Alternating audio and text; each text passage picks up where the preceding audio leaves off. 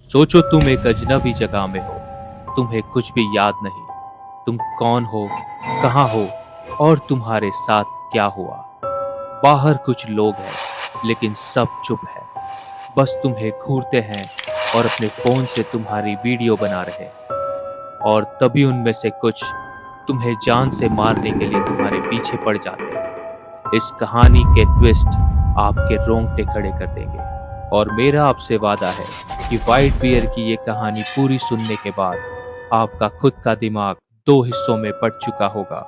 आप इस सोच में पड़ जाएंगे कि आखिर आप है किसकी तरफ। इस कहानी की शुरुआत होती है विक्टोरिया स्किलिन के साथ, जो एक अनजान जगह पर एक अंधेरे कमरे में जागती है।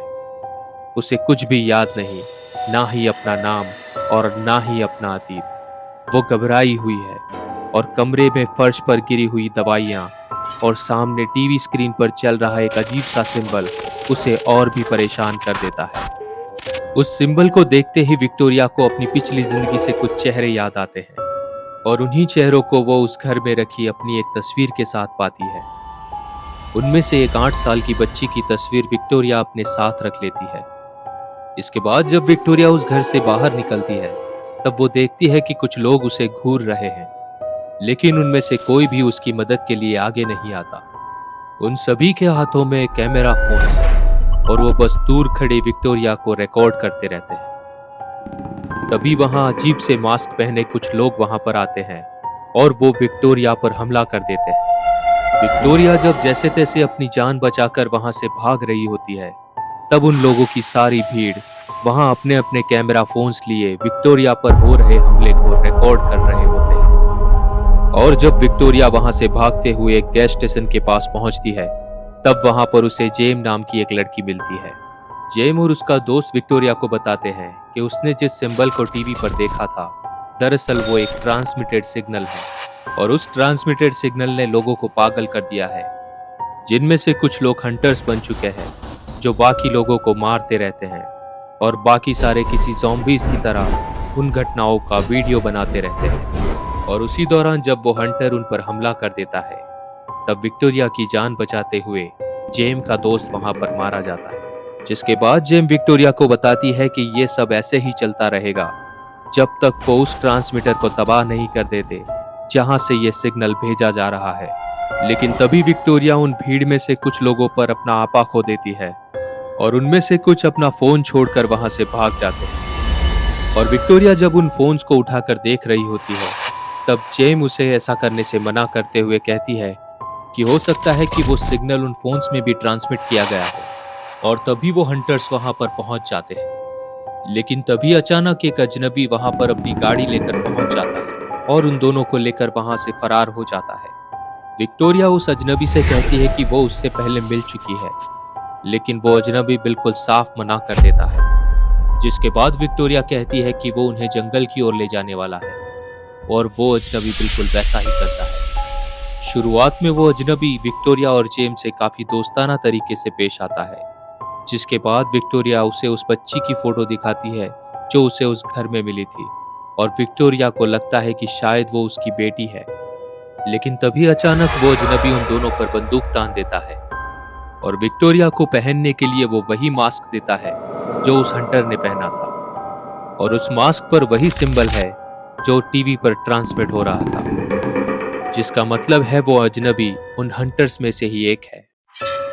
जिसके बाद वो हंटर उन दोनों लड़कियों को बंदी बनाकर गहरे जंगल में एक अजीब सी जगह पर ले जाता है, जिस जगह पर पहले से ही कुछ इंसानों की लाशें पड़ी है। और उन्हीं लाशों के बीच जब वो उन दोनों को बांधकर वहां पर टॉर्चर करने की कोशिश करता है, तभी जेम मौका पाकर वहां से भाग जाती है। इसके बाद जब वो हंटर विक्टोरिया को टॉर्चर कर रहा होता है, तभी अचानक वो सारी भीड़ वहां पर पहुंच जाती है और विक्टोरिया के टॉर्चर को रिकॉर्ड करने लगती है। लेकिन तभी जेम वहां पर वापस पहुंच जाती है और उस हंटर की ही गन से उसे उड़ा देती है। जिसके बाद वो दोनों उस हंटर की गाड़ी लेकर वहां से भाग जाते हैं। जिसके बाद जेम विक्टोरिया को गाड़ी में एक नक्शा दिखाते हुए बताती है कि उसने उस व्हाइट बियर टावर को ढूंढ लिया है, जहां से उस अजीब से सिग्नल को ट्रांसमिट किया जाता है जो लोगों को पागल बना रहा है। और जेम काफी महीनों से उस व्हाइट बियर टावर को उड़ाने की प्लानिंग कर रही थी।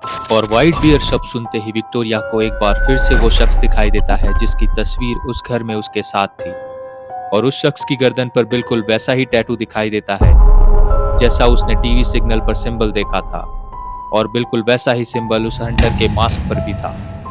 और उसे वो बच्ची भी दिखाई देती है जो व्हाइट टेडी बियर से खेल रही है और विक्टोरिया उसकी वीडियो बना रही है। विक्टोरिया अपनी उन यादों को ठीक से समझ पाती उससे पहले ही जेम उसे लेकर उस ट्रांसमीटर तक पहुंच चुकी है। लेकिन तभी वो हंटर्स भी वहां पर पहुंच जाते हैं और उन पर हमला कर देते हैं। अपनी जान बचाने के लिए वो उनसे भिड़ जाते हैं। लेकिन जब जेम वहां पर फंस जाती है तब जेम की जान बचाने के लिए विक्टोरिया उस हंटर से उसकी गन छीन लेती है। और जैसे ही विक्टोरिया उस गन से फायर करती है तभी वहां कुछ अजीब सा होता है। उस गन से गोली चलने के बजाय पार्टी ऊपर निकलते हैं। और ये कहानी अब यहाँ से पूरी तरह से बदल जाती है। दरअसल अब तक आपने जो कुछ भी विक्टोरिया के साथ होते हुए देखा है वो बस एक नाटक का हिस्सा था। और ये जगह भी कोई व्हाइट बियर टावर नहीं बल्कि एक मंच है जहां पर सैकड़ों लोग विक्टोरिया को देखने के लिए जमा हुए हैं। और वो सभी हंटर्स, यहाँ तक कि जेम और उसका दोस्त भी सभी एक्टर्स थे। और अपने हाथों में कैमरा फोन लिए ज़ॉम्बीज की तरह बर्ताव करने वाली लोगों की भीड़ दरअसल में दर्शक थे। और ये सब कुछ विक्टोरिया को दी गई एक खौफनाक सजा का हिस्सा है। और इस सजा के पीछे जो जुर्म शामिल है वो भी उतना ही घिनौना है। असल में विक्टोरिया एक अपराधी है। उसने अपने बॉयफ्रेंड इयान के साथ मिलकर एक छोटी बच्ची जेमिमा का अपहरण किया था और उसकी हत्या में हिस्सा लिया था। इयान ने उस बच्ची को जला दिया था और विक्टोरिया ने उस घटना की वीडियो बनाई थी। इस जघन्य अपराध के लिए इयान को सजाए मौत दी गई थी, लेकिन वो अपनी सजा पाने से पहले ही मारा जाता है। और हालांकि विक्टोरिया ने खुद अपने हाथों से वो अपराध नहीं किया था, इस वजह से उसे सजाए मौत की बजाय एक अनोखी सजा दी जाती है, जहां उसे व्हाइट बियर जस्टिस पार्क में रखा जाता है, जहां विक्टोरिया की मेमोरी को हर दिन मिटा दिया जाता है और उसे बार बार वही सजा दी जाती है। वो हर दिन जागती है, डरती है, भागती है और उसे लगता है कि वो निर्दोष है। लेकिन दिन के अंत में उसे अपने अपराध की सच्चाई दिखाई जाती है। और ये सब कुछ एक मनोरंजन के तौर पर लोगों के सामने पेश किया जाता है। लोग पैसे देकर इस पार्क में आते हैं और विक्टोरिया का पीछा करते हैं और विक्टोरिया को दी गई सजा को, या फिर कहा जाए कि उसको दिए गए टॉर्चर को देखकर मजे लेते हैं। और व्हाइट बियर जस्टिस पार्क का नाम उस बच्ची जेमिमा के टेडी बियर से आता है जो उसकी आखिरी निशानी थी। और जहां एक छोटे बच्चे का खिलौना उसकी बचपन की मासूमियत और उसके साफ मन को दर्शाता है। लेकिन इस मासूम से प्रतीक को भी बड़ी ही चालाकी से इस तरह से इस्तेमाल किया जाता है ताकि छोटे बच्चे भी इस घिनौने मनोरंजन का हिस्सा बन सके।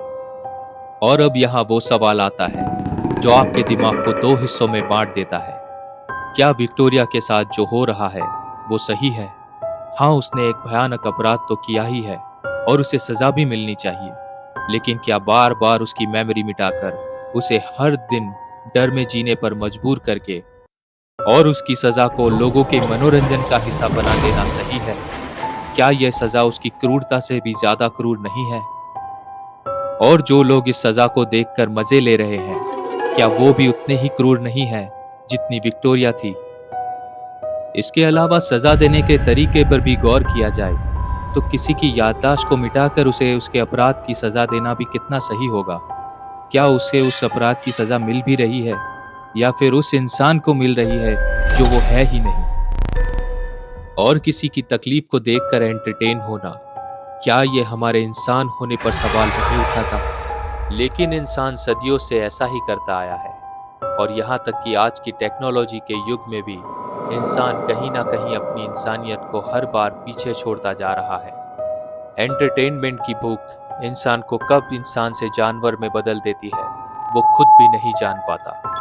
आप इस कहानी के बारे में क्या सोचते हैं कमेंट बॉक्स में लिखकर जरूर बताइएगा।